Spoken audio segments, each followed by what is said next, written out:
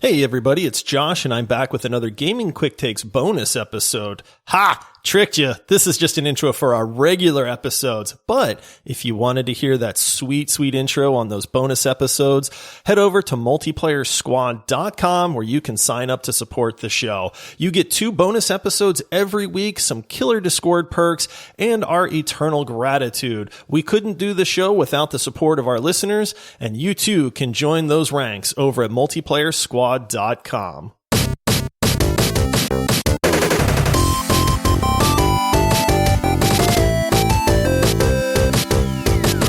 Hey guys, thank you for listening to the Multiplayer Gaming Podcast. We are a podcast run by a group of friends that are all dads. We love to talk about games, and we release 2 podcasts every week. And additionally, if you want access to a 3rd and a 4th podcast every week, you can come support us on Patreon. Check us out at multiplayersquad.com, and you can start off support at $5 a month, and that'll get you access to those additional episodes, and it will also help fund our show. Also, make sure to rate us 5 stars and leave us a review if your podcast app allows. Today is a Deep Dive Monday, which means we are going to be spending our entire episode talking about a single game, which today is the critically acclaimed and winner of many Game of the Year awards, God of War from 2018. I am your host, Paul, and joining me, I'm going to cut off your head now. It's Josh. Paul, that intro took forever because I am dying to talk about this game. I literally almost interrupted you. It took every ounce of self-control I had to not just jump in while you were doing the intro to the show. I don't know that I've ever been more hyped for an episode. I thought you might just start chanting, God of War, God of War. Oh, man. Now, I will note here that even though we just recently announced that we now have our 3rd permanent co-host, Michael Butler, he is not joining us today because he's and I had already been put. He's already slacking. He's failing us already. No. Since Michael just joined us, he was not playing God of War like you and I were in prep for the show. So Michael will join us with our, regular episodes moving forward. But if you're curious as to why Michael popped up and all of a sudden he's not here today, that is the only reason why. All right. Now, before we jump into breaking down God of War, we do have a little bit of housekeeping. We do have 2 new Patreon supporters that we are so excited to give a shout out to. We've got Andrew Doyen and we also have David Kelly. Both of them are rare supporters, so we really wanted to say thank you so much. We really do appreciate that support. And we also passed the 1-year anniversary of AceofShame supporting us on Patreon. So I know Ace gets a lot of shout outs on the show, but since we've had a whole year of support, we wanted to thank him for that as well. So yes, thank you so much for your guys' support. It really does mean the world. Yeah, it really does. And I don't know if you've noticed, but we've been thanking people fairly consistently for a while now. This is what we talk about.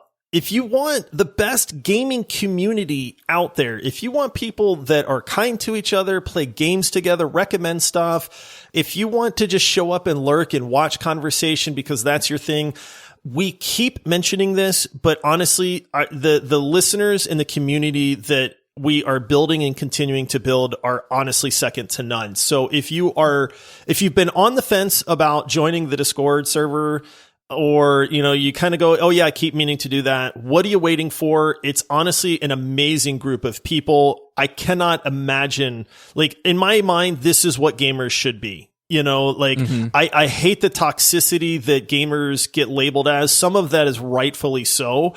And we are doing our best to try to change that mentality.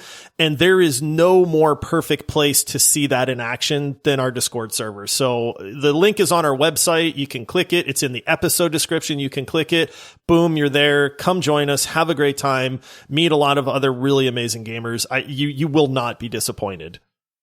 Yeah, I think you're spot on with all of that. We really have tried to create our Discord channel to be very similar to the tenor of the show. So it's very friendly. It's very open for people to joke and talk about the games they love.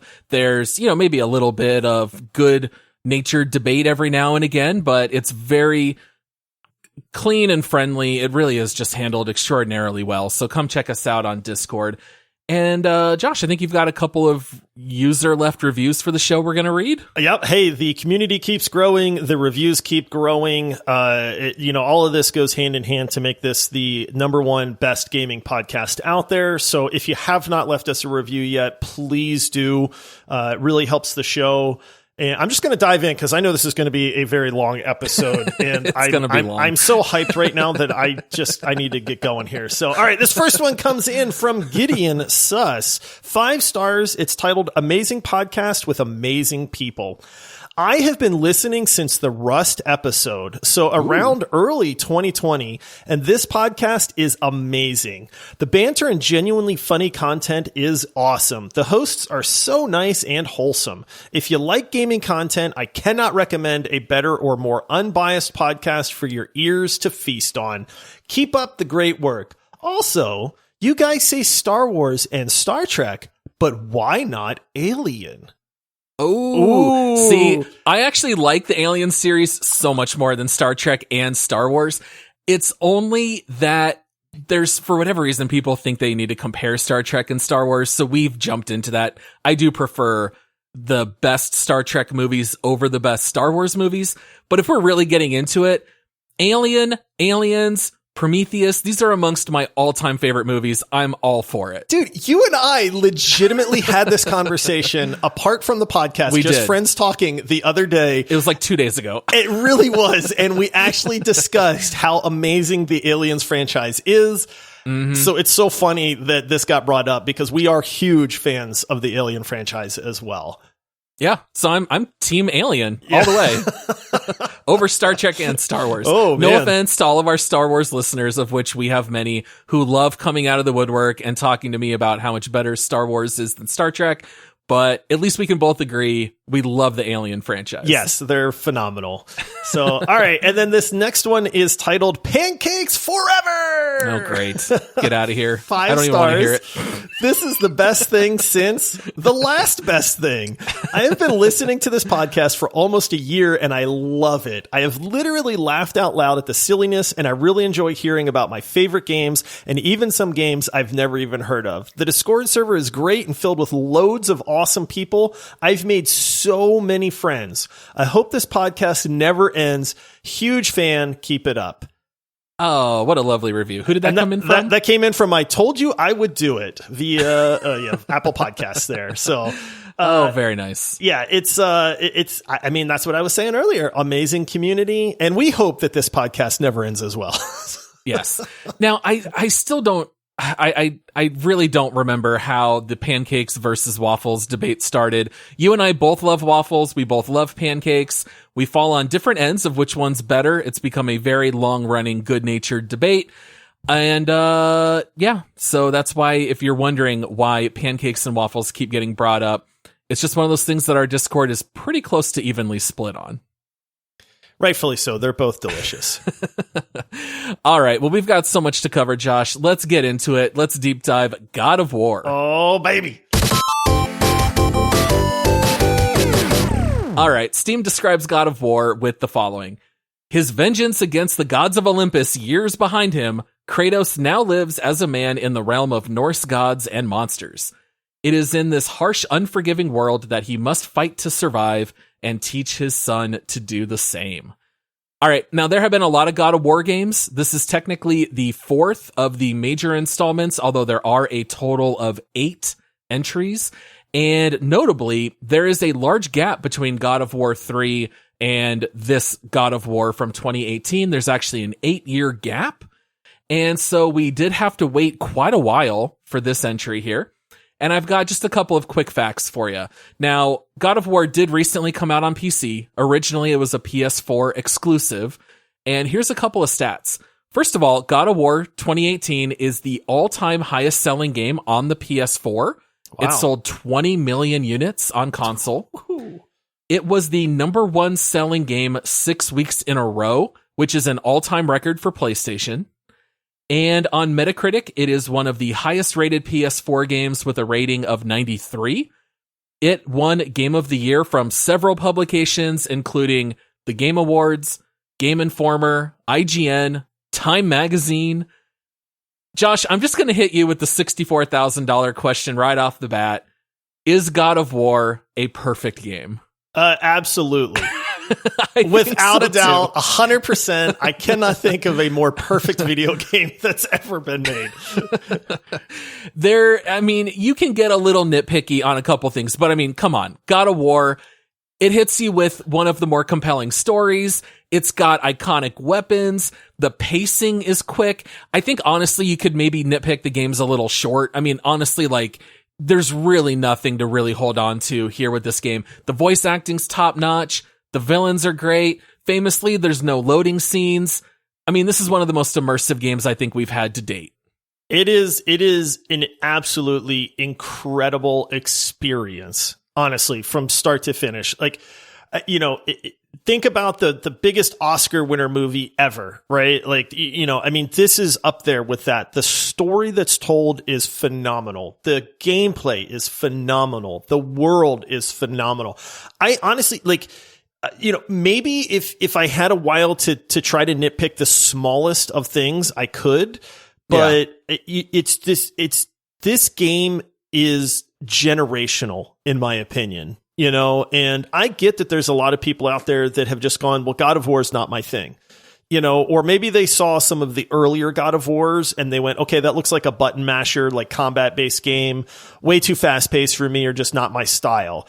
God of War, whether you like, Stardew Valley and Animal Crossing, or you like Dark Souls and, all these super hard games, it's legitimately, I feel like there is not a person out there that would play this game and go, I don't like it, or I can't see why people think it's incredible.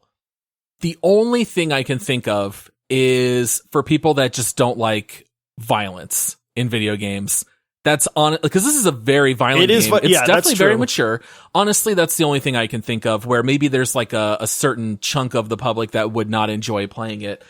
Now, you mentioned the earlier God of War series games, and I thought that it would help to take a little bit of a step back. For anyone who's not familiar with God of War lore, just a couple of very quick bullet points that kind of catch us up to the story where things kick off in the newest entry.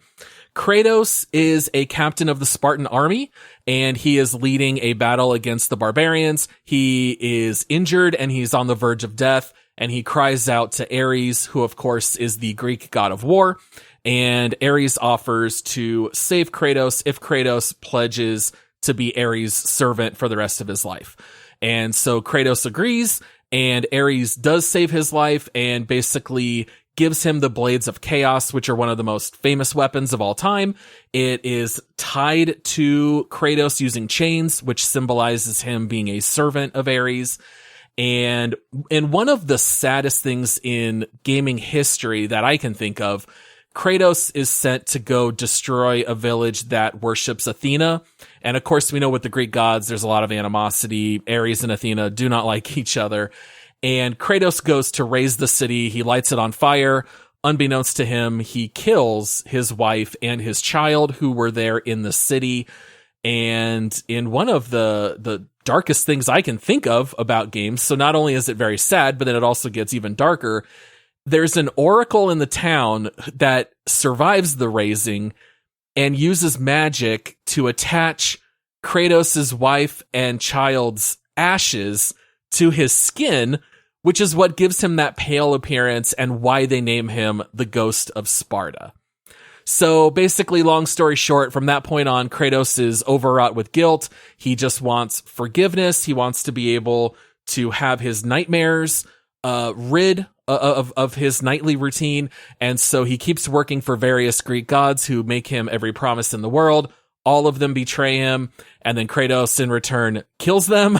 Yeah. And by the end of God of War 3, he's basically single-handedly defeated all of the Greek gods and has not yet really found his salvation or his ability to rid himself of these nightmares. And that's kind of where we pick things up, where there has now been a gap of time. So, Josh, when you think about the original God of War games, is there anything in particular that kind of stands out while experiencing those games? Yeah, they're phenomenal games, number one. And here's the thing. If you're the kind of person where you said, hey, I've always been interested in God of War, but I never played the originals. So I that's why I've never picked up the 2018 version. You don't need to play the originals to understand. It definitely departs from the formula. It helps to kind of know a little bit about Kratos' past, which you've just very, very, perfectly explained. He is a deeply troubled man. Yes. He's had a very disturbing and sad past. He has tried to make up for that. He has been betrayed by the gods over and over and over again, to where he ultimately just says, I hate the gods. I want to wipe them out. I want to get back at them for what they've done to me and my family. And so he goes on this revenge-filled quest to just obliterate the gods that have betrayed him. He's not an evil person. Like, that's the kind of the thing that you get out of the original trilogy, is Kratos is not an evil guy. He's not just going around to slaughter people willy-nilly. He's legitimately on a mission against a very specific group of people. They just happen to be the gods of Olympus. Yeah, and you find out that he's Zeus's son, and that's like a big thing, is that he kills Zeus at the end of God of War 3, and so you definitely have this like really tragic background. The psychological trauma to Kratos is like second to none. You almost kind of wonder how he's even able to stand and live at all after how much he's gone through, and he really is very just deeply damaged, but at the same time, he does have this incredible skill to fight. I mean, he is a killing machine like no other. Yeah. And he was made the God of War at the end of God of War 1, hence the name. He does kill Ares and is given the title. And, we see over and over where he uses his skills, but ultimately he's still plagued by his own guilt. So now we pick up things in what I'm just going to call God of War 4. It's too confusing to have 4 games and 2 of them are titled God of War. So in God of War 4, a lot of time has passed. Kratos looks different. He's older. He's definitely bigger. And he's living in the land of the Norse gods. And I think the opening hour of God of War might be the most compelling first hour of any video game ever made. Like, Kratos is clearly a different person. He's living in a different land. He's got a new son. We find out that he had a wife, but now we are preparing for her funeral. They kind of just drop you into the middle of Kratos's second act of his life, and they don't tell you anything. And you just slowly start to fill in the gaps based on all of these different context clues. And I think that it is incredibly effective in setting the atmosphere for this game and what's to come. It does such a good job of getting you hooked instantly. You know what I mean? Like, it's like you said, if you were fans of the original trilogy, this new Kratos, this older, calmer, bearded Kratos is a different person. Totally different. You can tell he just wants to be left alone. He wants peace, or, just like he wants to live his life. He's got a son now. You get the feeling that his relationship with his son is off. They make that very clear in the beginning. Like, he's a very tough kind of dad that's just trying to teach his son, but maybe he doesn't show a lot of love. And so it's like, you can tell instantly that something's there.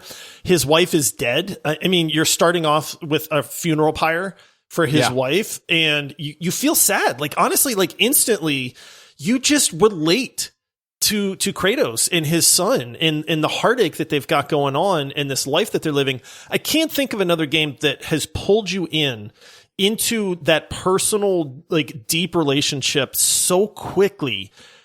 It's amazing, man. It really, like, I don't know any other way to describe it. I'm with you 100%. And then not only do they get into this personal aspect to where you relate to the characters, it also starts off with one of the coolest boss fights in a video game that I can think of. The game starts incredibly quickly. Now, when you start a game by preparing for a funeral, I know that sounds like the worst thing to do in the beginning of a game.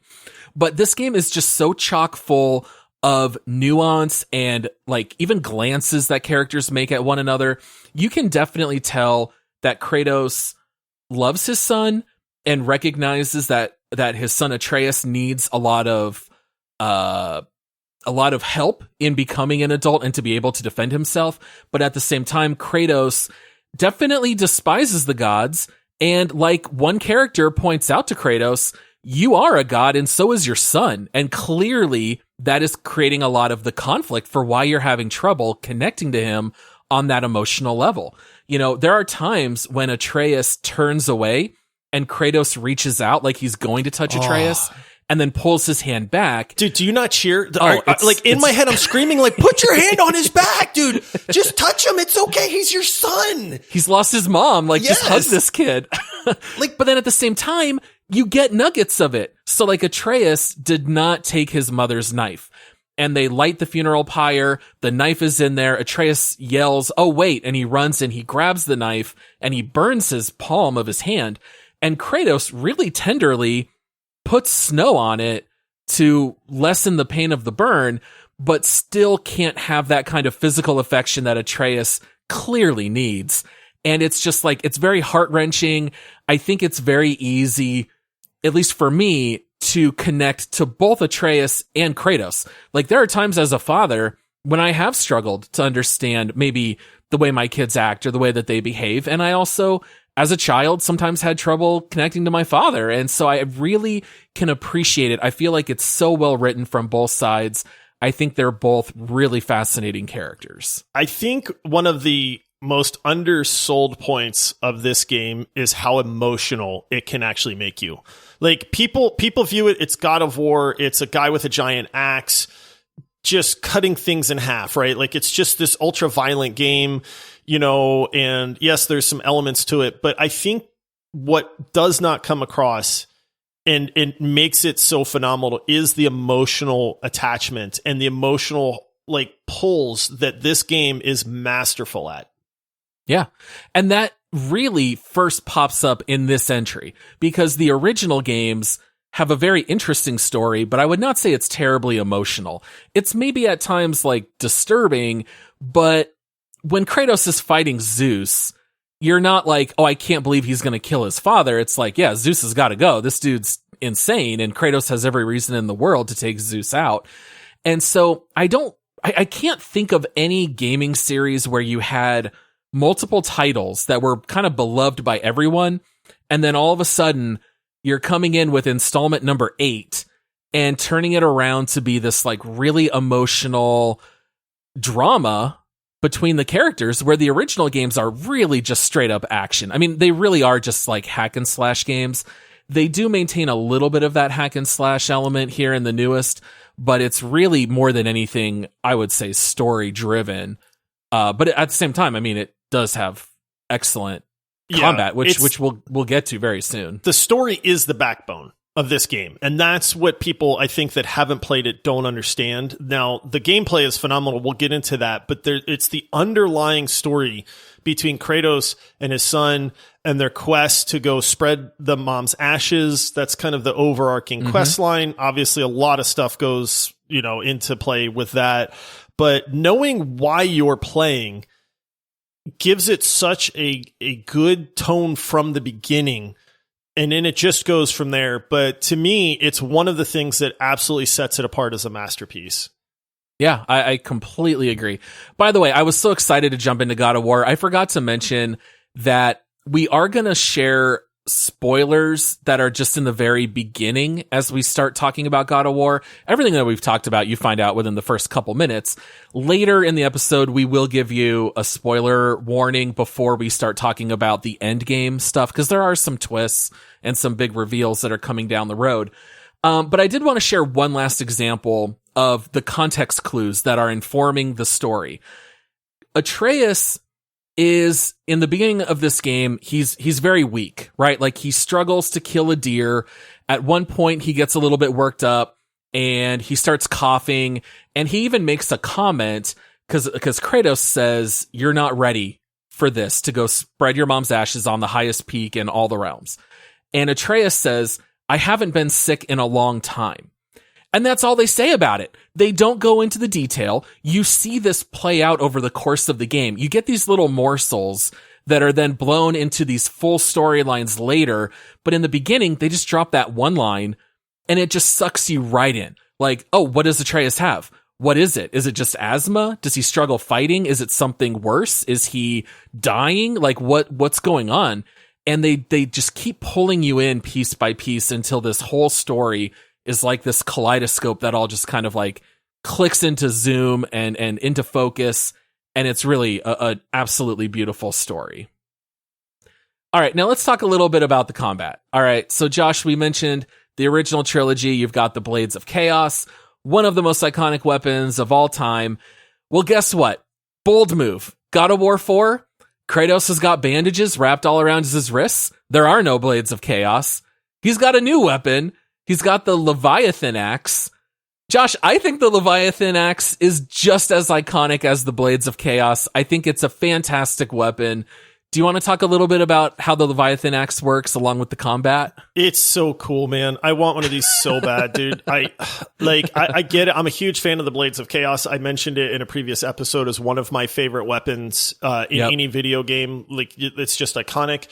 Yeah, all of a sudden it's like Kratos has this axe, and it's not because he's a bearded lumberjack now in this new entry. It's like, he's got this weapon, and it's awesome, man. It's the main thing about the Leviathan Axe that makes it very cool is you can throw it and then you can recall it like it's Thor's hammer.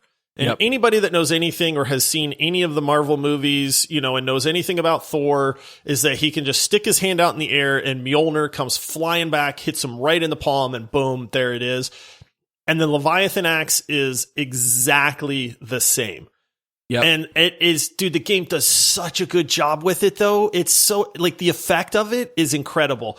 The further away you run, like, if you throw the axe and you run, like, you could run to the other side of the map, and Kratos will stick his hand out, and there's a slightly longer delay if it's further away from you than if you were right there with it. Is insane. When he retrieves it and it hits him in the palm, it's so satisfying. And it makes it just such a cool weapon. I mean, obviously you can melee with this thing. There's all kinds of different combinations you can do with it. But throwing it out and then recalling it is so much fun. The game definitely uses that mechanic a lot. That comes into play in some of the puzzles. But just like any good weapon in any good game, it's upgradable. It kind of transforms throughout the game. I'm with you, man. I think it's an absolutely incredible thing that they did. And if you play the game, like I said, it tying into like, well, this is a copy of Thor's hammer. The game explains that. And I don't know how much we want to get into spoilers early on, but you actually find out why the Leviathan Axe behaves kind of like Thor's hammer. I think I don't think it's a spoiler to say there's clearly some very talented blacksmiths and maybe the same person or the same people crafted both. And that is addressed inside the game. Yeah. So yeah, the Leviathan Axe is very fun to use. I don't know about you, Josh. I use the Leviathan Axe quite often as a ranged weapon. I don't know if you ever do this, but I would throw, recall, recall, throw, recall. And there are some boss fights where I would just do that 300 times until the boss would die. But one of the neat things also is that you can fight with the Leviathan Axe, or you can fight unarmed with your shield. And the whole idea is that there are some enemies that are resistant to magic, so the axe doesn't work on them. And after you hit enemies a few times, every once in a while you get a little button that pops up for a finisher move. And these are incredibly brutal finishers, but it fits the theme of the game. And it is so satisfying to hit an enemy like 4 times with this axe. The button pops up, you press it, you grab this like magical being and you like rip open its chest.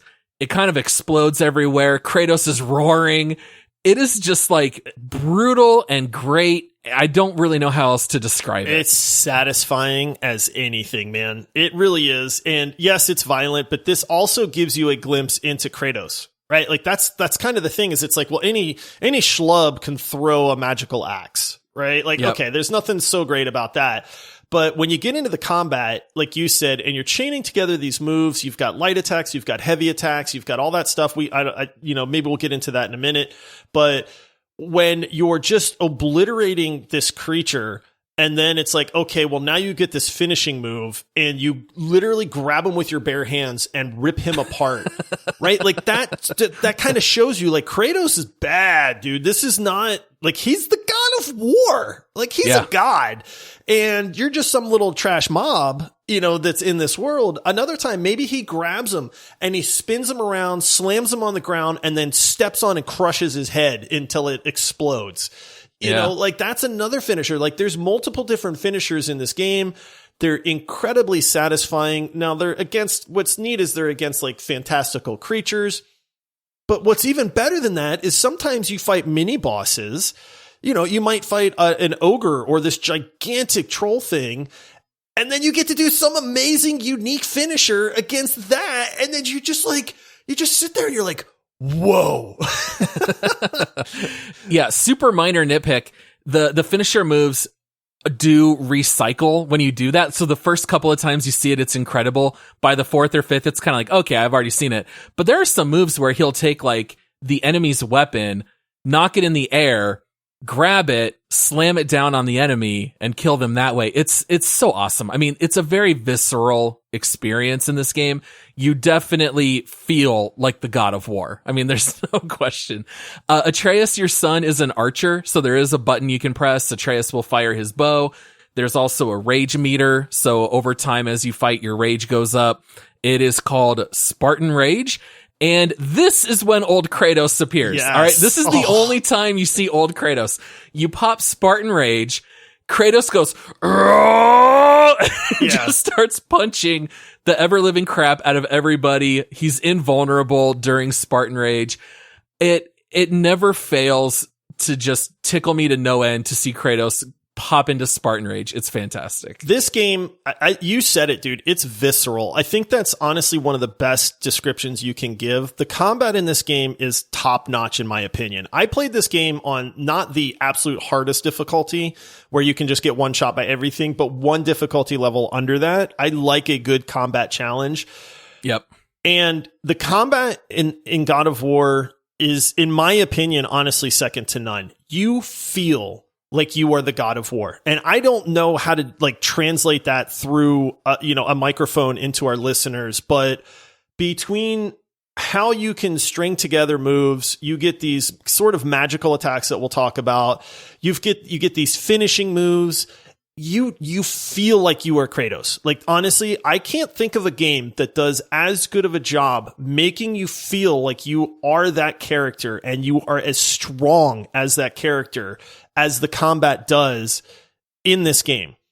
And it ramps up, like there are some epic battles that occur in this game, but even the trash that you come across, the trash monsters, as you're just wandering around and exploring is great.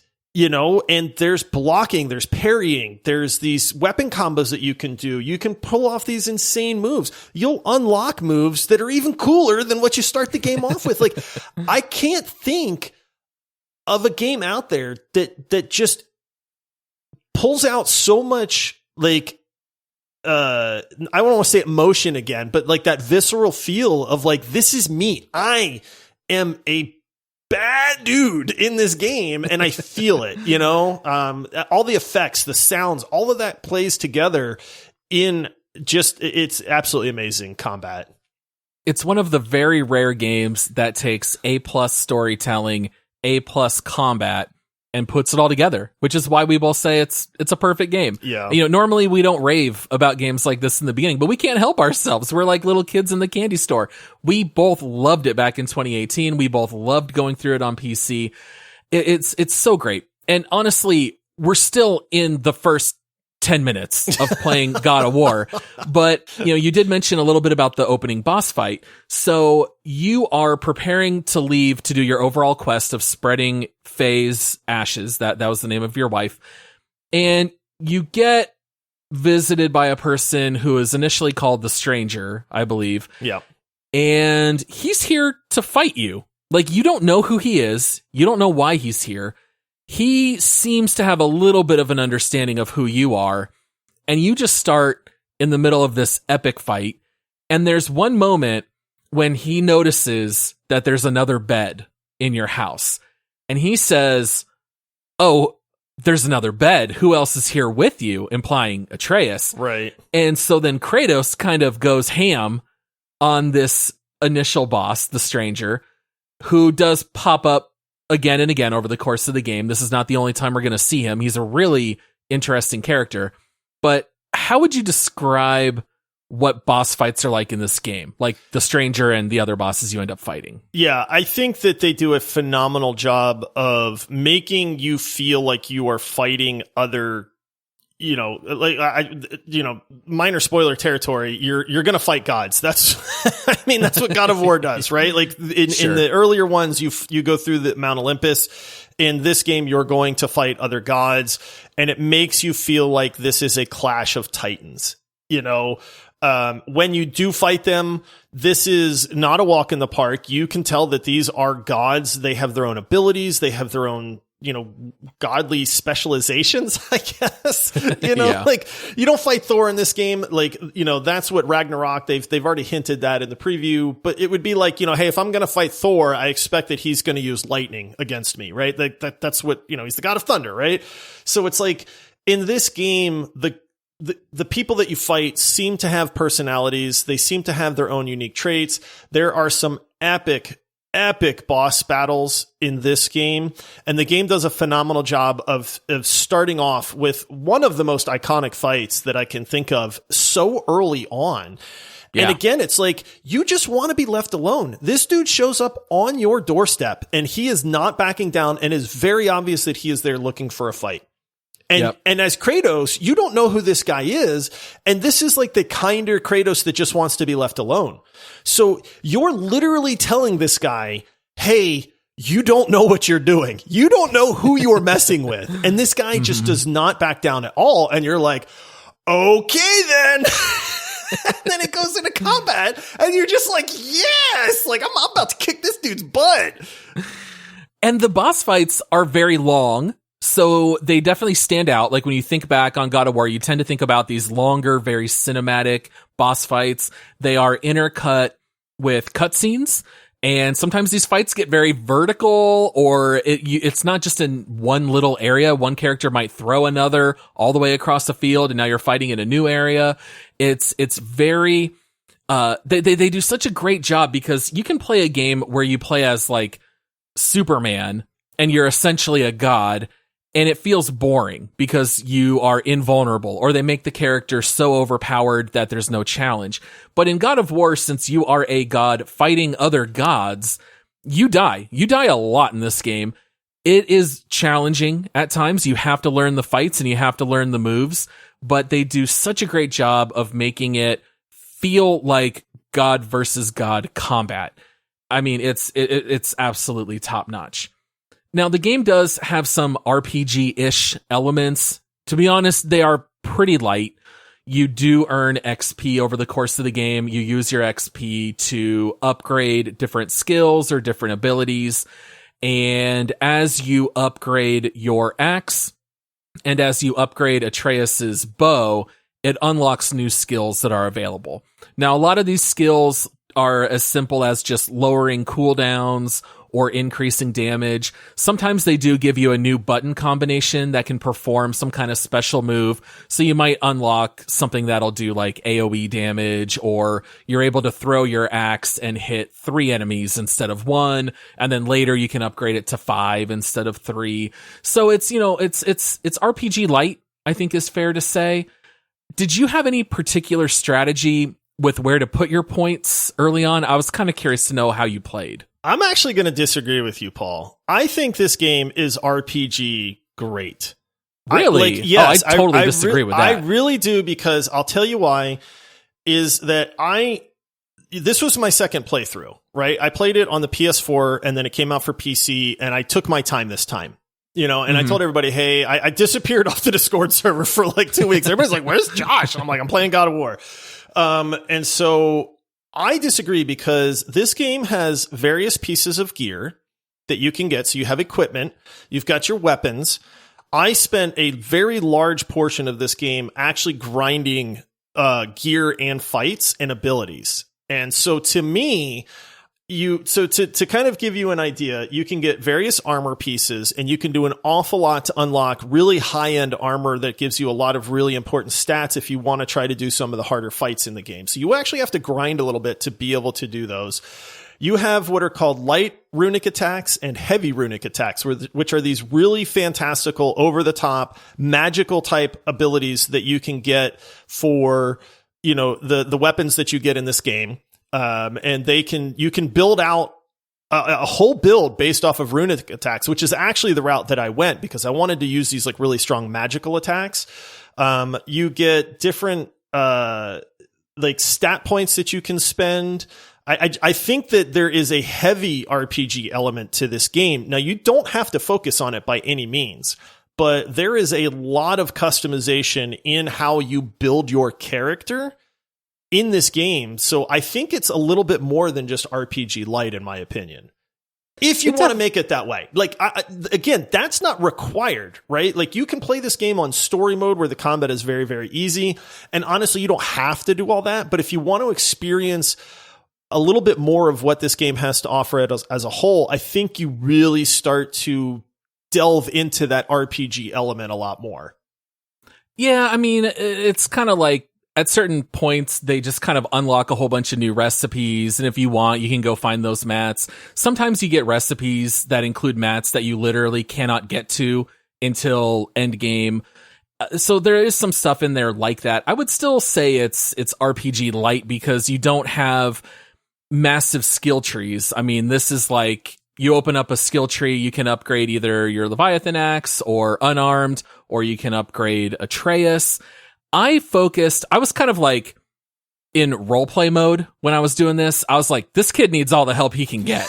I put every point I could into Atreus, and if anything was left over, I used those for me. So that was kind of like my whole thought process. I never really got particularly into the unarmed combat. I would really only bust it out when I had to, when you were fighting enemies who were resistant to frost, where literally your axe bounces off their face. Like, you got to use something else. So I was kind of curious, did you put more points into the axe, unarmed, Atreus? What would you do? Can we get into spoilers here? Because there's one, I have to be able to talk about this other piece of equipment. So can we give a spoiler warning here? Or is that later on? Sure. We can.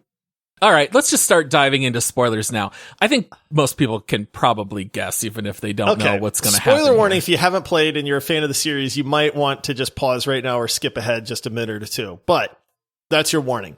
The other thing you get in this game, besides the Leviathan Axe, is there is a point in this game where you do get, or you go and retrieve the Blades of Chaos. This moment in this game gave me absolute chills. Dude, I was geeking out so hard when this happened, and you get the Blades of Chaos and you're like, oh my goodness, there they are. And they're phenomenal, right? And the great thing is they don't replace the Leviathan Axe, which I thought was such a cool thing for this game to do. They accent the Leviathan Axe and they kind of complement it. So there's multiple times where you need to use one or the other. But it's like what I was saying again with the RPG elements is when you get the Blades of Chaos, they come with their own skill trees. They come with their own abilities that you need to unlock. You know, they come with their own runic attacks, which are like these really fantastical over the top magical attacks that Kratos can do using the weapons. And I thought like this opened up the game even more to me because now you have a second weapon on top of your unarmed combat, on top of the Leviathan Axe, on top of Atreus's archery skill tree and stuff like that you can use. And I felt like it went from, 99 miles an hour to 200 miles an hour because this is partway through the game and it changes the flow of the game completely and then just makes combat even better. Well, yeah, and they complement each other so well, like you mentioned, because the Leviathan Axe is much more of a single target, whereas the Blades of Chaos, you're swinging them around you 360 degrees sometimes. So it makes for really good AoE combat. And there's a lot of times when you're mowing down large groups of enemies with the Blades of Chaos, and then maybe you switch to the Leviathan Axe for this boss fight or whatever it might be. There's even some bosses that go through different stages of invulnerabilities. It forces you to continually swap back and forth, which I think is really fascinating. I also loved pumping a lot of points into Atreus because there are times when enemies are blocking you, but Atreus has the enemy flanked. And I can just hit the button, which on PC was F, and Atreus starts unleashing arrows into enemies. Now, you can also put points into shock arrows or stun arrows, and when you max everything out, you can basically sit back and mash the F button, and Atreus is just raining down arrows left and right. I felt like that was like the story appropriate method to go. I also always appreciated putting points into Spartan Rage. Like, one of my favorite abilities is where you pop Spartan Rage, Kratos just shoves his hand down into the ground, pulls up a boulder, and just chucks it and hits someone at 100 miles an hour. And it's so satisfying to hear Kratos roaring while he's chucking these boulders. So there's definitely a lot of things that you can, tinker with the combat to make it fit your style. Absolutely, it has RPG-ish elements. I would not call this game an RPG. This is an action adventure game that has some RPG elements. I would not primarily call it an RPG, but there's definitely a lot of customization. Yeah, so just to clarify, I'm not saying that God of War is an RPG, but what I'm saying is that the RPG elements go beyond what I would say is RPG light. I feel like there is a ton of customization available that falls into that like RPG category. Gotcha. All right. Now we both know this episode's going crazy goodness. long. I'm not going to start scrapping stuff yet. I want to talk about these guys. All right. You've already mentioned a little bit of armor and crafting. We got to talk about the two brothers, Brock and Syndry. All right. Great. They're brothers. They could not be more different from a personality standpoint. In some ways, they are just as different as Atreus is different from Kratos. Brock is literally blue and has a beard. He's very brash. He's very vulgar. Syndry is like this super scrawny white dude that I will say that even though I found Syndry to be very funny, he almost feels like he's from a different universe, because this entire world of God of War is filled with nothing but violence and fighting and blood and guts everywhere. And yet Syndry can't even think about any kind of blood or violence without dry heaving. And so he is definitely like the comic relief in this game, where he will send you out to get something, but he doesn't want to touch it when you bring it back. And he starts dry heaving, and it's hilarious every single time. It really is. It's more of a lighthearted nature in a very serious game a lot of times. Brock does that as well. Brock's a little bit more of the shock factor to me, because one of my favorite lines is when he says Ragnarok is coming. I feel it in my scrot. Yeah. And then he says it again like 10 seconds later, and Atreus goes, yeah, you mentioned that. Oh man. Brock kills me because he's vulgar, man. He definitely cusses. There is some language in this game. I think he's the only one that uses profanity. Yes, he is actually. But it just comes out of nowhere, man. And he's so unapologetic for it too, that it just cracks me up. So it's very funny because Brock and Syndry are the blacksmiths in this game. You learn a little bit about the history of the Leviathan Axe. They're the ones that made it. They're the ones that made Mjolnir. So there's the similarity between the two. But they add such a cool dynamic in the characters in this game, because there's this whole part of the story where they're apart. Right? Like, they're very mad at each other, and you're trying to kind of figure out what's going on. Atreus takes a liking to both of them. Kratos could care less. He finds them kind of annoying, but they can upgrade your gear, right? Yeah. They can upgrade your gear. So he's like, okay, I get it. Like, they're necessary, but I hate dealing with them. Atreus really kind of takes a liking to them. But it's just really, I'm with you in that I think it adds a lot of humor to the game that's very needed. It's not out of place by any means.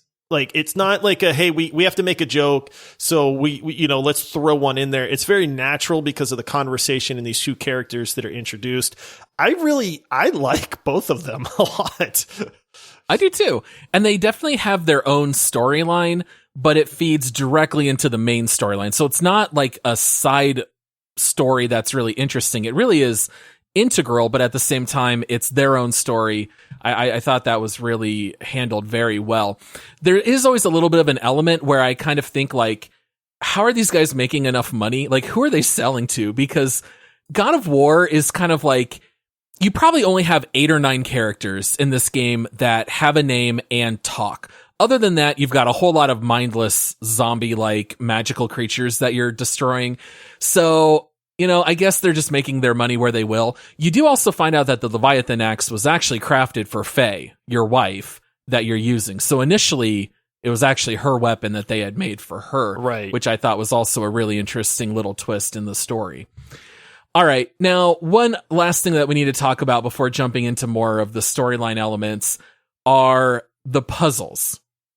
Okay, now, the cynical side of me could be a little nitpicky and say, who is leaving behind these intricate traps and tests to open these chests? But I think they're one of the best things that God of War has to offer. You run across these magical chests that you cannot just open. They have 3 magical seals. You have to look around. You find these runes. You hit them with a weapon and it unlocks the seals, or you might have to ring 3 bells within a certain amount of time, and then the chest opens. But they are, I think, difficulty-wise, tuned perfectly. They're never frustrating. They take just a couple of minutes, and it gives you a little bit of a break from the combat, and then they give you huge upgrades where you might increase your HP bar or your rage meter, and I think that the puzzles are actually very needed in this game. I feel like this game would not be the masterpiece that it is if it was not for the inclusion of these puzzles, to be honest. I'm with you in that they do nothing but highlight this game even more.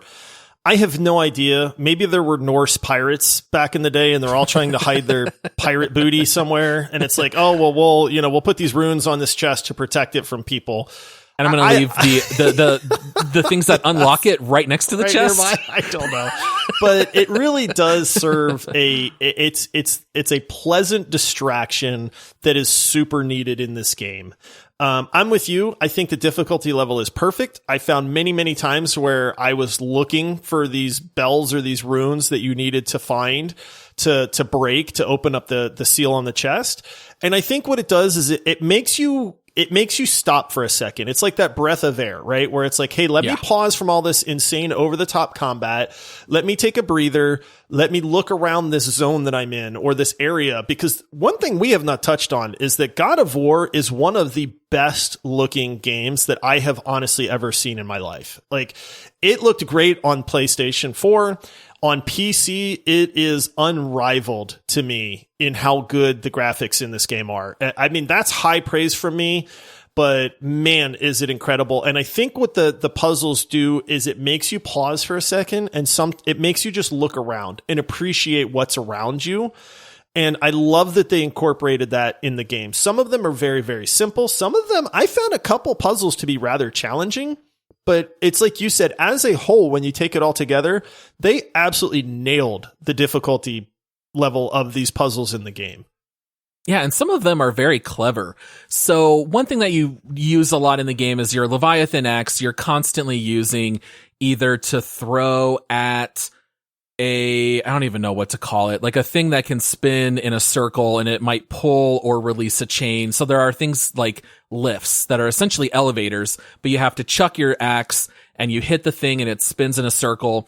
Or you might use your Leviathan Axe to activate something and you can throw it and freeze something midway. So there are times when you have to like raise an elevator halfway and then freeze it, and then you run to the other side and then you can see that rune and you can destroy it. So there are things like that keep the game very fresh. And honestly, the rewards from those chests are so powerful. You kind of feel like you have to do all of them, but they're all very fun. They don't feel frustrating. They only take a minute or two usually to figure them out, maybe 3 at the very most. but it's always really neat when you figure out how they hid that rune. And as soon as you discover it, I constantly found myself saying, oh, that's so clever. That's so cool. And then you just move on and you start fighting the next mob. Yeah, the puzzles play a good part in progression as well, because you're going through all of these zones, you're going through all these environments in the game, and you have to solve puzzles to progress. That plays a very integral role in the game itself, but they're fun. They're never frustrating, but you feel like you're accomplishing something. And so it's such a good change of pace between the combat. Hey, you cleared out some monsters. Now you have to look around. Now you have to solve this puzzle. Okay, now you can progress and move forward. It's just part of a perfect formula, in my opinion. And without it, I don't think this game would be close to what it is. But with it, it's just another piece of this perfect puzzle. Yeah, absolutely. All right, now let's get into some major spoilers as far as the storyline goes. So if you want to keep this stuff secret, then, maybe skip ahead to the final 10 minutes of the episode where we do our other segments. Now, up to this point, we have not talked at all about Freya. All right, now Freya plays a very major role in this game. We find out that she was, of course, married to Odin. She is stuck in Midgard and is not able to leave. We find out that she is estranged from her son, and more or less, she is kind of your guide throughout the game. She helps you figure out how to get through certain areas or how to get to another realm. And I remember on my very first playthrough, the first time you meet Freya, Atreus is just so excited because she's friendly, she is affectionate, and I found myself thinking like, maybe we should just leave Atreus with Freya, because honestly, this kid really just needs a mother. Yes. And Kratos more or less has the emotional intelligence of a toaster. I kind of felt like, let's just leave Atreus and let him play with these magical boars. They can pick flowers all day. I kind of felt like he should probably just stay with Freya. Yeah, she definitely does play the mother figure. He needs that because he does not get any sort of emotional fulfillment from Kratos. Like you can kind of see that he's hungry for that. Again, there's all this nuance in this game that you pick up on, as you play it and as you think back on it. And that's definitely one of them. And so Freya is very helpful. She assists you on your journey as Kratos because you recognize that she's a god. Like you're very suspicious of her right away. And so that comes out kind of instantly when you do meet her. And Atreus doesn't have any clue. He's just like, oh, here's this nice lady. She's helping us out, that sort of stuff. But yeah, she's again, another character in the game that really helps to highlight the story in this game. You come across her multiple times. You learn a lot about her, which I'm sure we're about to talk about. Yeah. So when you first meet Freya, it's interesting because you're kind of cautious around Freya simply because she's a stranger, but she clearly knows that you're a god. And she even tells you, because she picks up very quickly that Atreus has no idea. And she says, look, I made choices with my son and now we're estranged. You can't do the same to him. He needs to know who you are. You can't keep all of these things a secret. He does not know that he's a god. He doesn't know that you're a god.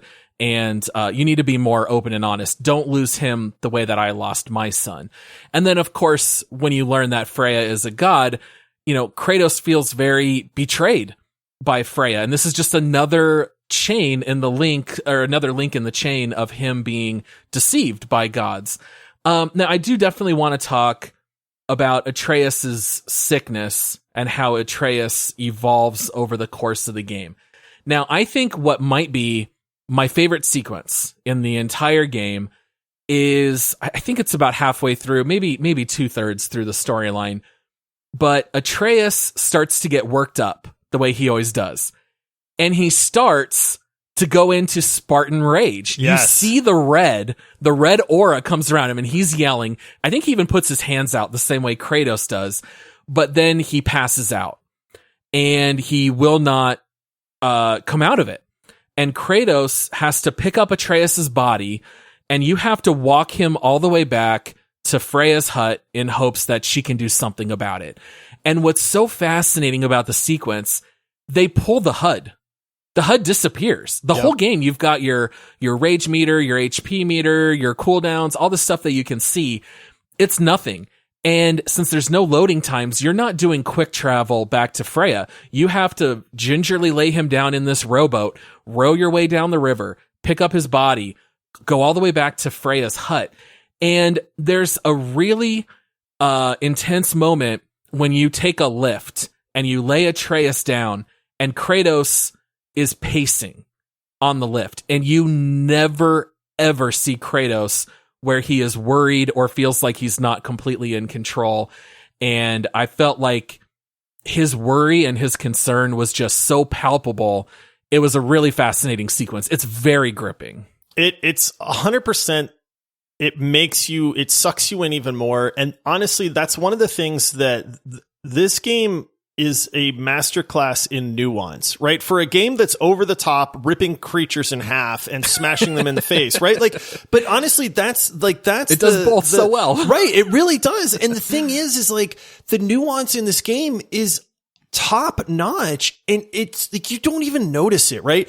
Like one of the huge areas of this game is the Lake of the Nine. And so you're paddling around. That's kind of the central hub area of the whole game. And you're paddling around, and when you're in the canoe, when you're rowing and stuff, like Atreus will lean over the side and he'll drag his fingers through the water, right? Or it's like he'll look up and he'll mention something that's up in the sky. Or, later on in the game, you get Mimir's head, right? So Mimir does a very good job of explaining a lot of the lore and stuff like that. And Atreus will talk to Mimir, and they'll have this side conversation while you're traveling to the next location. As Atreus matures in this game, his personality changes. It's like you said in the beginning, right? In the beginning, he's sick and he's very shy and he's very reserved around Kratos. And then he starts to open up on this journey, and you can tell this kid is having so much fun just going on this adventure with his dad, right? But then later on in the game, he becomes a little turd. Well, he becomes a complete turd because you're finally able to have him come out of his, I guess if you want to call it a coma, but you have to get a certain thing for Freya, which is in Helheim, the land of the dead. Now, your Leviathan Axe won't do you any good in Helheim, which is why you go unearth the Blades of Chaos. And they've been buried back in his home. And I think what most people would say is that this was the climax of the game, where he starts to unwrap his wrists, and the game starts playing the old God of War music. So good, dude. And it's just immediate chills up and down as you hear it come in. And then you end up, taking your Blades of Chaos down into Helheim. But anyway, long story short, Atreus is revived by Freya. She brings him back out of it. But Freya tells you this sickness that he has is basically because he is a god but doesn't know it. And this divine nature and this human nature are at war within him, and it's having its effect on his body. He needs to know who he truly is, or else he's going to keep battling this illness, and it's going to take his life. So you tell Atreus that you're a god and that he's a god, and there's nothing else to call him but a little turd for a good, in my memory, he acts this way for 5 hours in the story. Yes, in reality, it's a very short-lived phase. It's maybe 2 hours of the storyline. This little idiot has the nerve to say verbatim, I know everything I need to know now. I have nothing else to learn. What a teenager moment, right? I mean, as parents and dads, boy, can we sympathize with that. Yes. It's crazy to me, and I'm going to go back to the nuance of this, because anytime you can command Atreus to shoot things. It's part of the puzzle solving in this game, right? Like, hey, I need you to shoot an arrow over here, do this, whatever. And in the beginning, he's like, oh, okay, great. He's trying to earn your affection, right? Yeah, exactly. Yeah. He's trying to impress you, his dad. And then he becomes the little turd in this game, and you tell him hey, shoot this thing over here, and he'll go, whatever. And then it's what? What did you just say to me?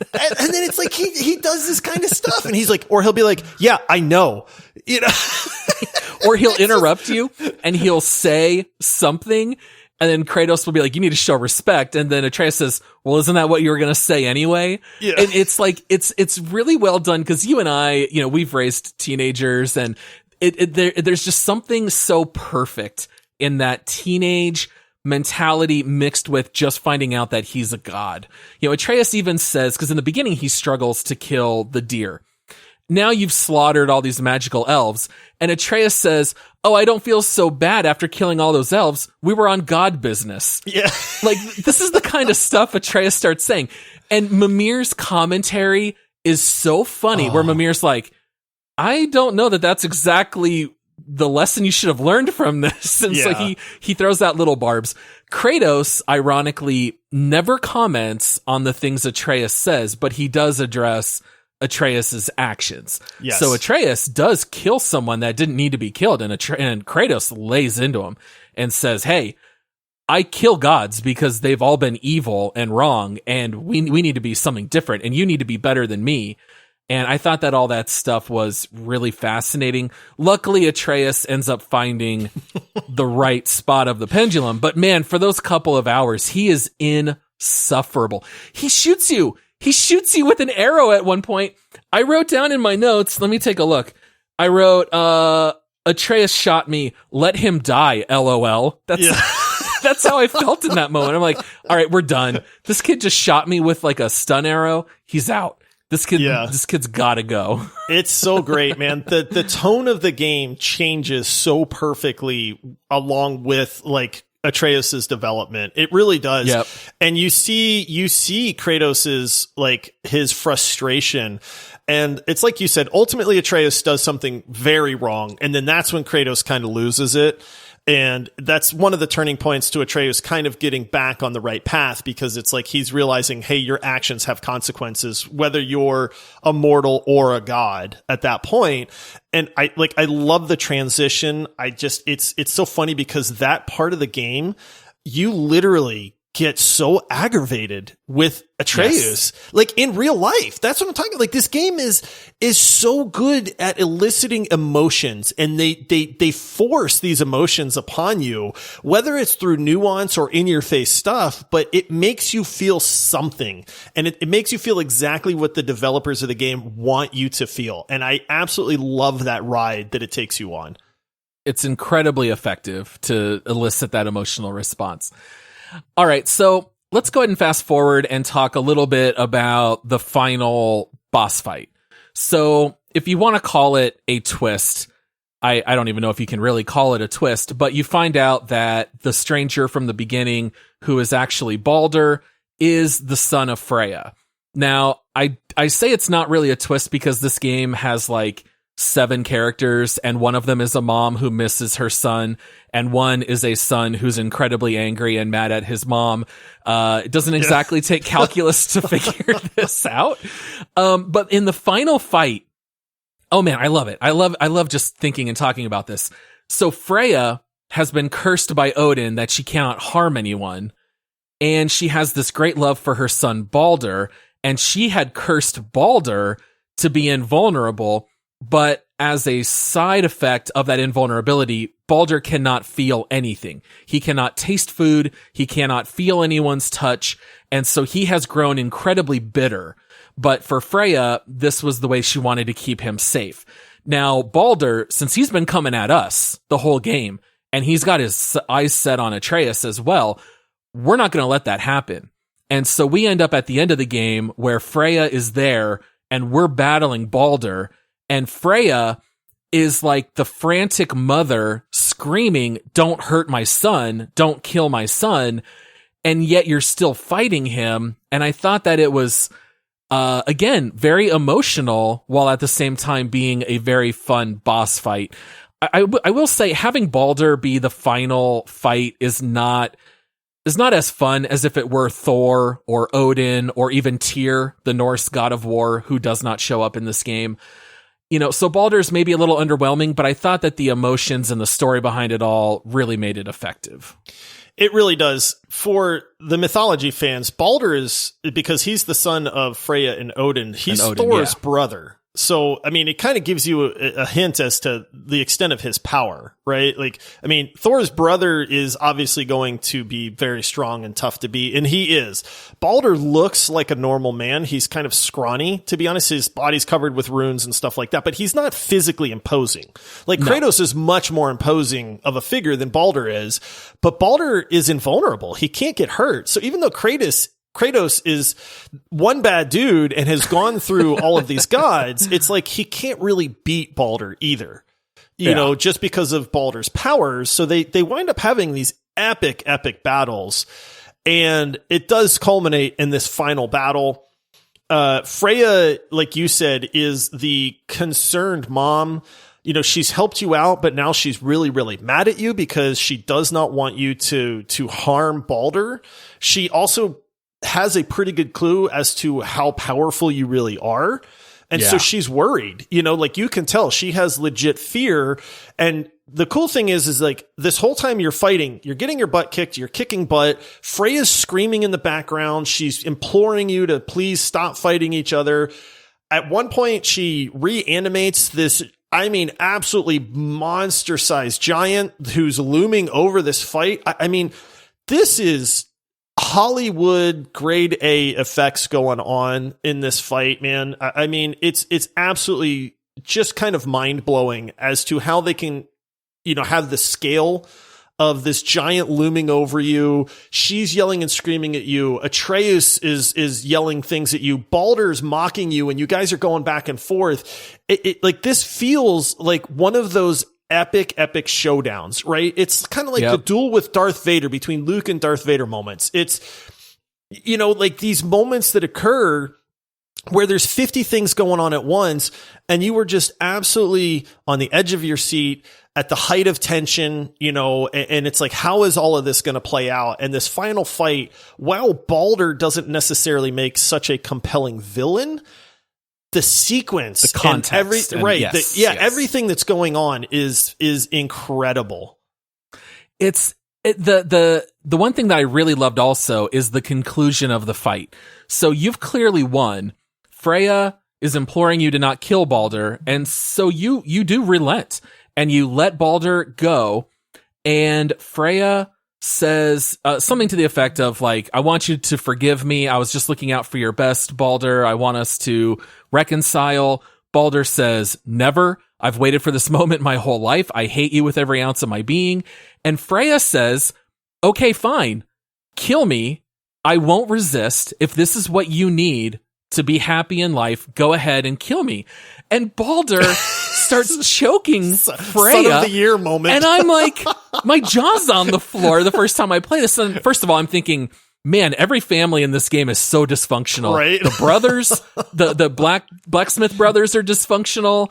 Freya and Baldur are dysfunctional. Us and Atreus are dysfunctional. And so then you step in and go, no, this ain't gonna happen. And you kill Baldur. And Freya, you just saved her life, but from her perspective, you just killed her son. And so she says, one of my favorite quotes in the movie, I always love when characters become like incredible poets in all of a sudden the heat of the battle. They hit you with this monster speech. But Freya, who has been nothing but kind this entire game, turns where she looks very stern and starts yelling, I will rain down every agony, every violation imaginable upon you. I will parade your cold body from every corner of every realm and feed your soul to the vilest filth in hell. That is my promise. Oof. And then she leaves. Is she mad, do you think? What'd you say? I said, is she mad, do you think? Oh, is she mad? Yeah. Yeah. I mean, you just saved her life, though. That's the crazy thing. Like, that's, again, it's just like, what are you doing? I just saved you. Your son was choking you to death, man. But as a mother, you kind of get it, right? Like, she would rather die and Baldur be alive. But I think we know, even if you let him kill Freya, he's going to turn on you. You're going to kill him anyway. So honestly, it's like Baldur's going to die, but we saved Freya's life. Now we see Freya in the trailers for Ragnarok. I'm sure there'll be a boss fight against her.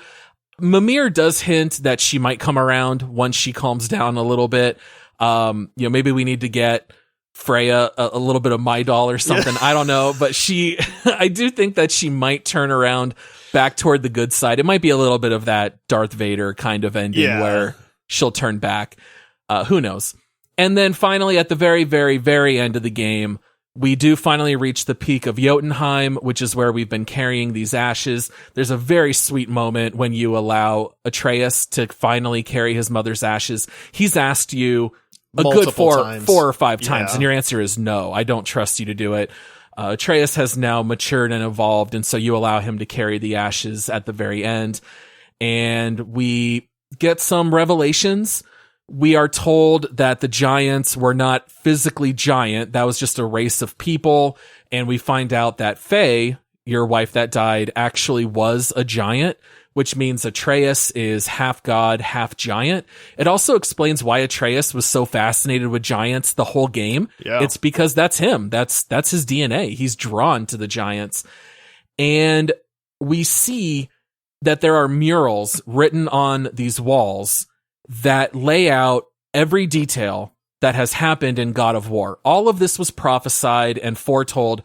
Faye knew that you and Atreus would find these murals. This was kind of the whole purpose of the game for why she's brought you here.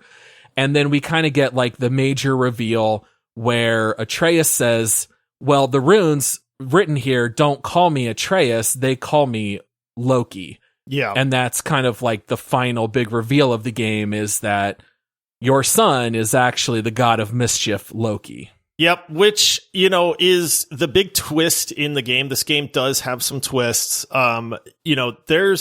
There's some other Easter eggs that are in the game. We won't talk about those, but if you pay attention, this game hints at a lot more that's going to happen in the future with potentially God of War Ragnarok and things like that. But yeah, the big reveal in this is that your son, Atreus, who you've been with the absolute entire game, is actually Loki, who is a Norse god, and that's kind of the thing too, is like, you're the god of war. You came from the Greek mythology side of things. And I don't know how you wound up in the Norse mythology side of things. I think you're trying to hide. And you mentioned something that Tyr is the Norse god of war. And while the game makes a lot of reference to him, you're in Tyr's temple a lot. I mean, Tyr plays a very large part in this game, except that he's not in the game. He's not physically present, but he's there. So it's like, are you able to come to the Norse mythology because they don't have a god of war? Like, so there's some interesting kind of mythological questions that arise from all of that as well. But yes, you do find out Atreus's true identity. He is Loki. That's like the big reveal in this game. Loki is going to play a part in Ragnarok. And so that's kind of a lot of this stuff that's foretold and, what's going to happen in the future because Ragnarok is coming, and I think we're going to find out a lot of that in the sequel that's coming up, hopefully later this year. But there is one other kind of interesting reveal that Atreus doesn't even get to see because he starts wandering ahead. And that's when you're looking at these murals, there's a curtain that is covering one of them, and the wind kind of blows and it kind of pushes it aside. And you see Kratos laying on Atreus's lap, and it looks like he's dying. And this has spawned an awful lot of conjecture of what this final mural means. A lot of people argue that it is Kratos. A lot of people argue that it's not Kratos. It's certainly Atreus in there holding whoever this is. But even there's almost like a clear pipe that kind of just like spins around a lot, and it connects both of them by the mouth. So then some people wonder if this is some kind of time travel thing where Atreus is actually holding his older self while he's dying, or is he going to continue the pattern of patricide where Kratos killed Zeus? Is Atreus going to kill Kratos? I think it's possible, but clearly the game's not going to give you that clear of a hint. So we don't really see the same tattoos that Kratos has, but it's possible it is him. But it's definitely a lot of fun to wonder what that final mural, which clearly shows the future, I think that'll be more clear once we get into Ragnarok. But it's really fun to think about. Yeah, I love the twists. You know, even though this game has twists, and even though it has an incredible story, and even though it's setting up the sequel, for God of War Ragnarok, there's so many things that you can kind of fan theory about and think about even after the game is over, that I love that they just leave those little tidbits kind of dangling there to just make you question, like, what's going to happen with the story? Well, and one of the coolest things is after you beat the game, you get credits rolling while you're still walking in Jotunheim. And so you walk back and you take the portal back to Midgard. And when you go back to your house for the first time, there is an extra cutscene that you get to watch where Kratos and Atreus both talk about how tired they are now that they've completed the mission. They both agree to get some good rest. And in the middle of the night, all of a sudden the screen goes to black and it says years later. And all of a sudden you hear crackling and you see lightning. Oh. And Kratos immediately grabs the Leviathan Axe and opens the door. And what do we see but Fat Thor with his hands like in an old Western where he's got Mjolnir in like a holster and his hands are right above it. And we see more lightning. So, you know, we certainly are going to see Thor in the next game.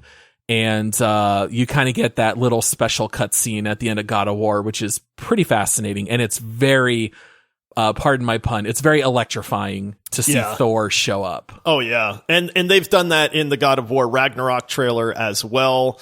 So obviously that conflict is going to be one of the major conflicts in the sequel that's coming up. And I can't wait to see how that plays out. Okay, and then finally, there are lots of collectibles. There's lots of things you can do in this game. Once you finish the storyline, you can work on a lot of things like that. I think probably the biggest thing are hunting down and fighting the Nine Valkyries. And I think that's something that you actually got into in your playthrough. I got into that a lot because they are some of the most challenging boss fights out there, to be honest. And I played this game on a hard difficulty level. So for me, it was just this kind of self-challenges, like, I'm going to take my time. I'm going to do some of the extra stuff in this game. The Valkyries are it. Man, they are some hard fights, dude. But there's such a fun challenge. I was posting like, oh, you know, I'd send screenshots of me walking up to a Valkyrie, you know, and then I would rejoice in the Discord server when I beat one of them. And I did all of the side stuff to track down all of these Valkyries. They were so much fun. You don't have to kill a single one in this game to beat the game. Fully this optional. is 100% optional content, but it was one of those gaming challenges that I kind of put on myself, and I did it.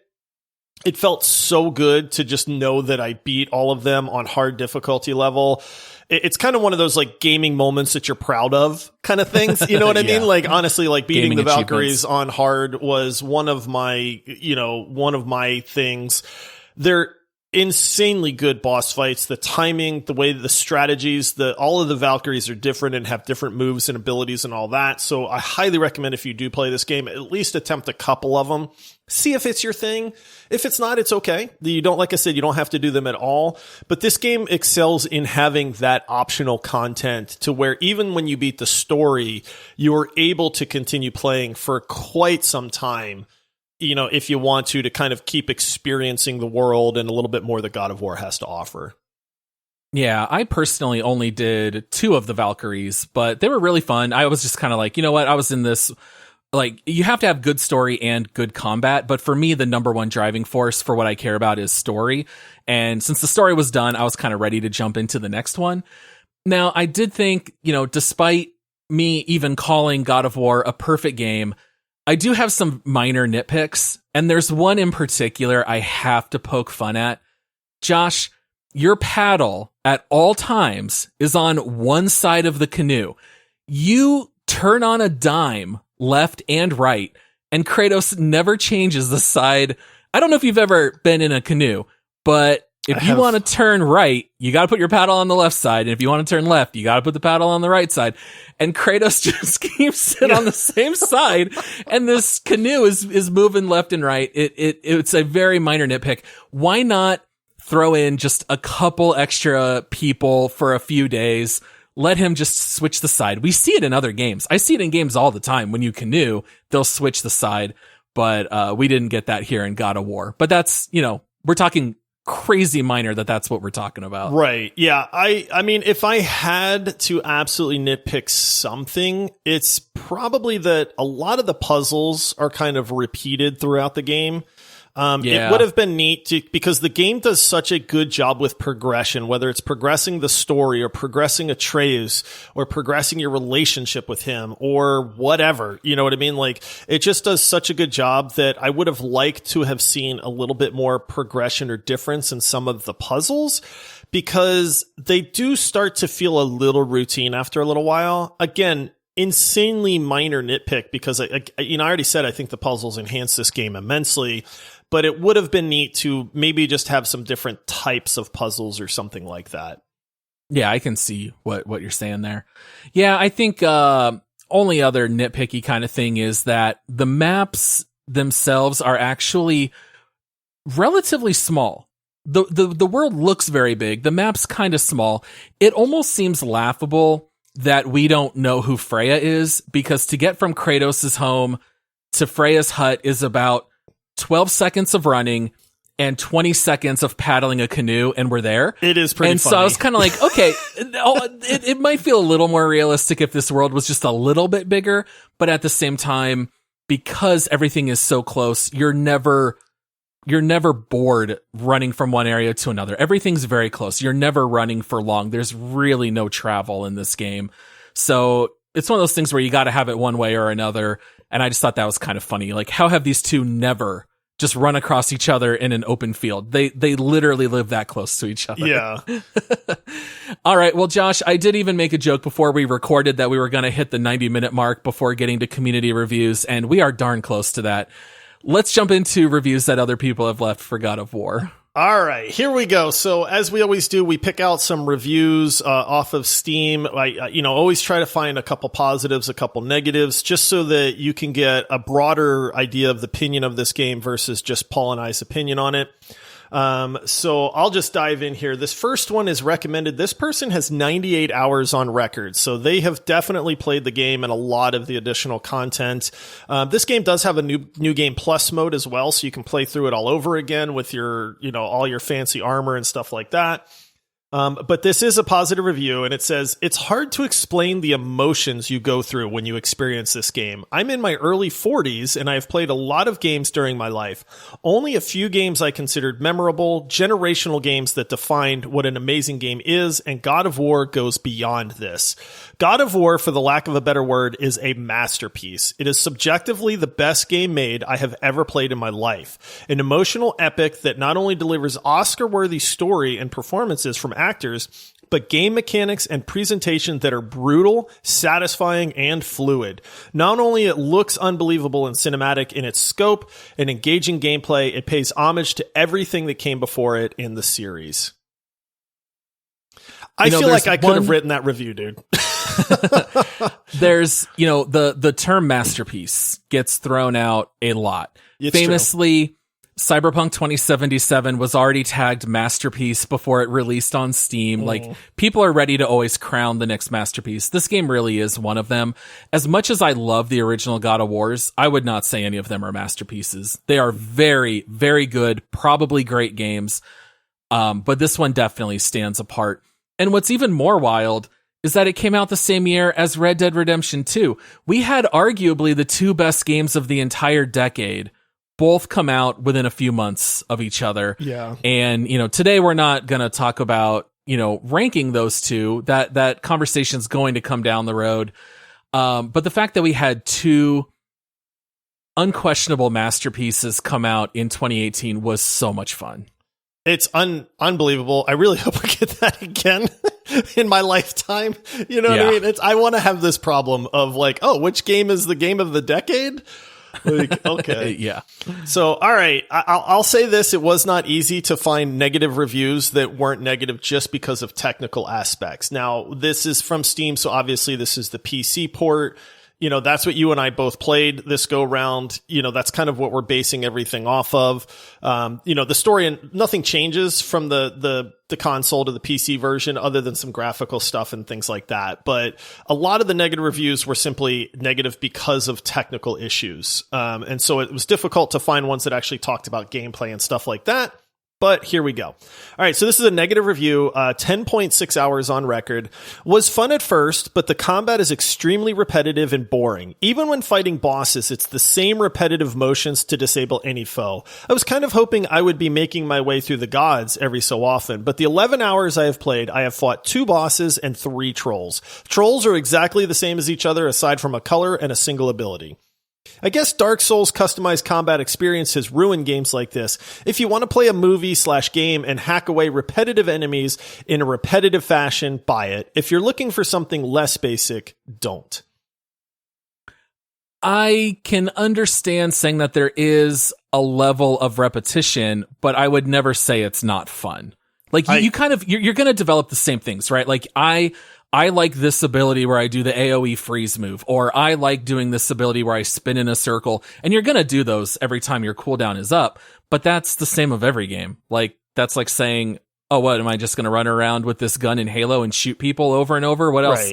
Right. That's just what the game is. Right. Yep. I agree. I mean, yes, there is some repetition, I guess, but I never found that to be a negative. And the combat was varied enough to me in the skills and abilities that you can equip or decide to use that it's kind of up to you how repetitious you want it to be, I guess. Now, the trolls are repetitious because they have the exact same finishing move, and that is kind of like some recycled code, but I don't fault it for that. Very nitpicky. You're going to have a little bit of that in every game. Right. Yep. All right. This next one is recommended 57 hours on record. Absolutely amazing port. I already played this game on PS4 back then, so I know what to expect. So this was more of a review of the PC port. I have a high-end PC and was worried it would still be rough, but I am easily running this at 1440p Ultra at 90 frames per second. As for the game, the story is incredible. The world is gorgeous. Characters are very well done along with their voice acting. The combat is intense and brutal. The music is incredible as well. This game is a masterpiece that should be played by everyone. Use DLSS if you need better frames per second, because they did a good job supporting that. One thing we haven't talked about is, most games that start on console that port to PC have a lot of issues. Some PC ports are notoriously very, very bad.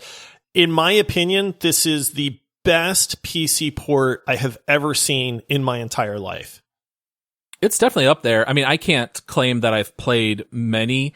I have done like Mass Effect, all of the Mass Effects on console and PC, and thought they were all great on both.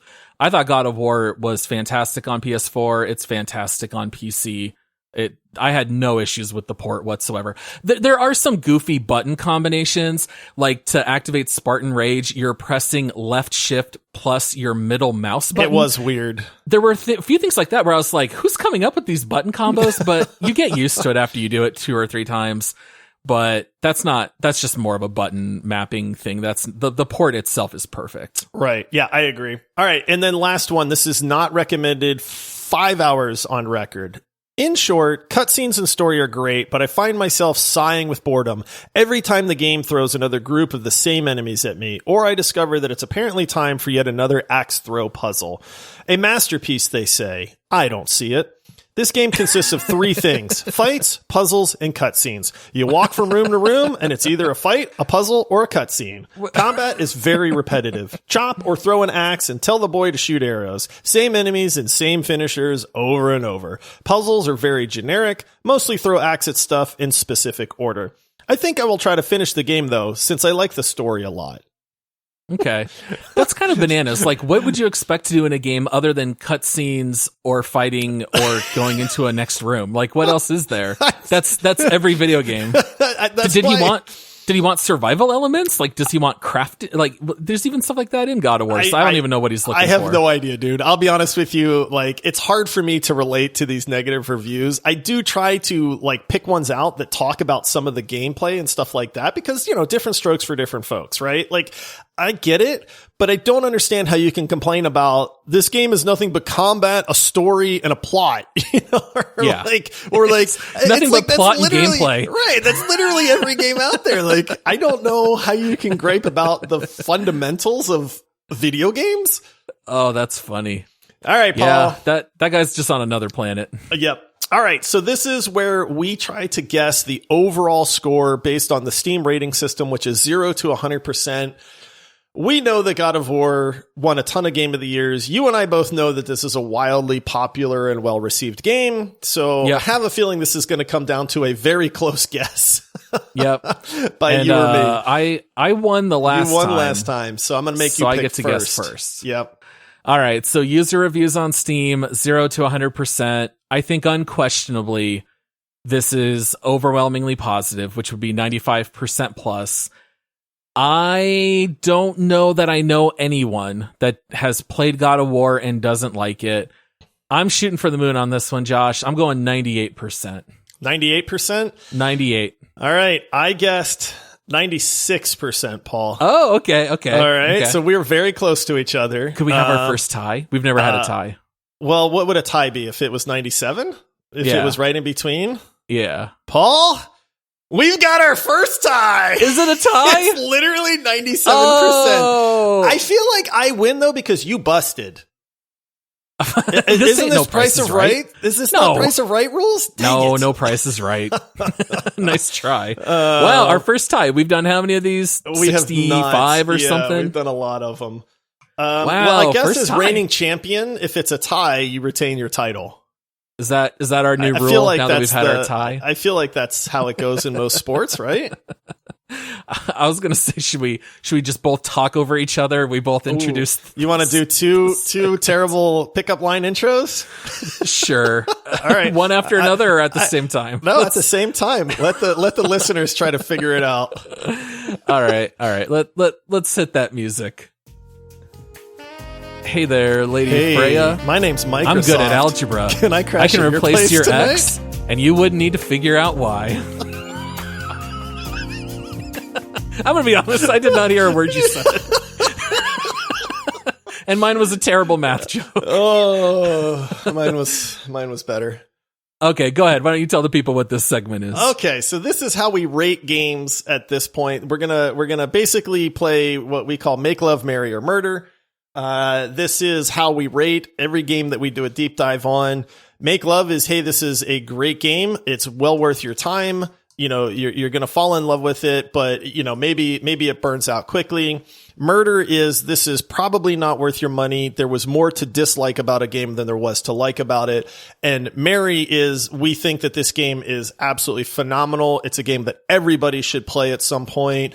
There's a ton of gameplay. It's worth the money, you know, so on and so forth. But this one, I don't think I've ever had an easier Marry in my life, Paul. Yeah, it's a Marry. This is, I was trying to think, like, what would you say is the greatest example of marriage that you can think of? God of War.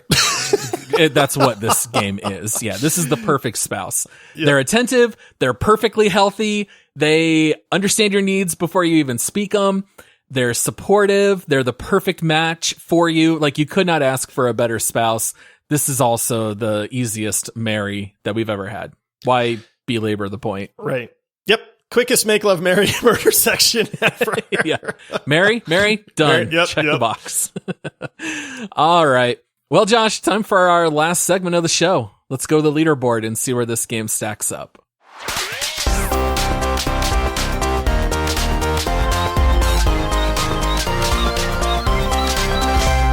All right. If you're new to the podcast here, every time Josh and I deep dive a game, we decide as a group consensus, where are we going to place this game on our overall leaderboard? We have done a total of 65 games to date. You can see our leaderboard at multiplayerpodcast.com. It's right there on the front page. Just scroll down a little bit. Josh, I think since we're both marrying this, the fact that we both love it immensely, I think it's absolutely in the top 10. I know a lot of people have asked us, is there ever a game that's going to crack your top 4? Because we have famously said Overwatch, Apex Legends, Rocket League, and Rust are kind of like the Mount Rushmore that we've had where we have not had any game compete for quite a while. Is this going to be our first game that can compete in the top 4? Paul, I'm going to put this out there. This for me is number 1. I mean, not to rock the boat, but having played it on PS4 back when it released, having played it on PC, I loved this game even more the second time I played it, which is unheard of for me. I generally do not ever touch a game once I'm done with it. It only served to reinforce to me that this game is video game perfection. I cannot think of a game out there. Now, everybody knows I love The Witcher 3, and I've said, hey, that's one of the best video games ever made. I'm putting it on record, dude. God of War is the best video game ever made. You know? I'm absolutely not with you on that, and I'm already cringing when we talk about Red Dead. My nitpick with God of War is when we're talking about those top 4, Overwatch, Apex, Rocket League, Rust, you have unlimited content. You can literally play those games forever. Now, you might not enjoy it as much over time, right? There's seasons when we don't touch some of these games for a very long time. I think God of War is absolutely a perfect game. I think you could make an argument that it doesn't belong in the top spot, but I'm going to argue that it does. I'm with you. I don't have any complaints from minute 1. It's top storytelling, top gameplay. It's an A+ all around. I mean, what can you not love about God of War? It's all fantastic. I can't wait for the next one. I am nowhere near saying it's the best game of all time. I think this game it's like an open world, but it's very much a linear gameplay type of game. I think it is limited, but I think that's part of what makes it all perfect. They don't try to bite off more than they can chew. There's nothing compared to like the open world of GTA 5 or Red Dead 2, where you can literally sit back and just watch NPCs, and it's like you get to watch all these cool interactions. There's nothing like that in God of War, but for what it does, it accomplishes all of it beautifully. I have no problem putting it number 1. Are we really going to have a new number 1, Paul? Because people said it would never happen. We came a little close with Valheim with how much we loved it, but even then we were kind of like, no, that's not on par with like Rust, as much as we love Valheim. Yeah, but this is as good of a single player experience as you can get. That's the thing. Like when it comes down to ranking God of War against something else, it's never taking anything away from God of War. I can argue that another game is more ambitious. Maybe they've tackled more and they've done it all so well that it's just as good. I would never take anything away from God of War. It's a perfect game. I've said that like 4 times. But it's true. It really, really is true. You and I don't always agree on stuff, you know, and especially when it comes to melee combat, which God of War is. I think not the way I play, Josh. Right.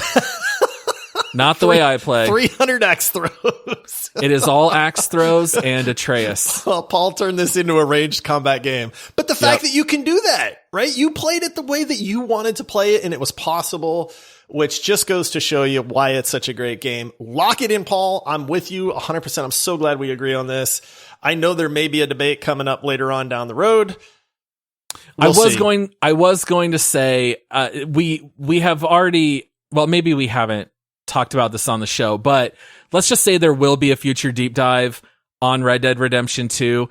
And I just found out this week that Michael Butler started and did not finish Red Dead, which means I'm already going to be sad knowing that Red Dead is going to end up below God of War. I actually had the opposite experience of you. I enjoyed God of War a lot more the first time. The second time was just as fun, but because I knew the story, it just wasn't quite as high for me. I think for you being so rushed the first time around, that definitely made the second one probably a lot better. For me, it was just like 10.0 versus 9.999. Like it was just the tiniest bit worse. Yeah, I noticed a lot more of that nuance that we talked about this episode, a lot more in my second playthrough, which really helped me appreciate all of the little things that went into making this game as incredible as it is. Yeah. Now on the leaderboard, should I call it just God of War 2018, No, God of War 4? God of War, because it's technically just God of War. I think people will understand we're not talking about the original that came out. God of War 1. Yeah. All right, perfect. Then we'll lock it in. We've got a new king of the leaderboard, at least for now. A little part of me did feel like trolling you just a little bit, just to give myself a little bit of buffer for Red Dead. Like, no way, Josh, it's not multiplayer. This should be number 5.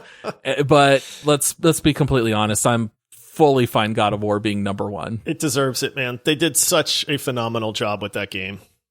And this is not recency bias because we both played it 4 years ago.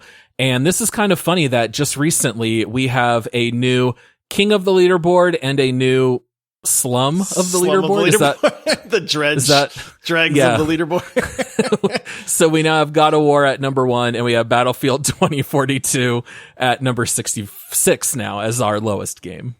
All right, so that's all that we have here for today.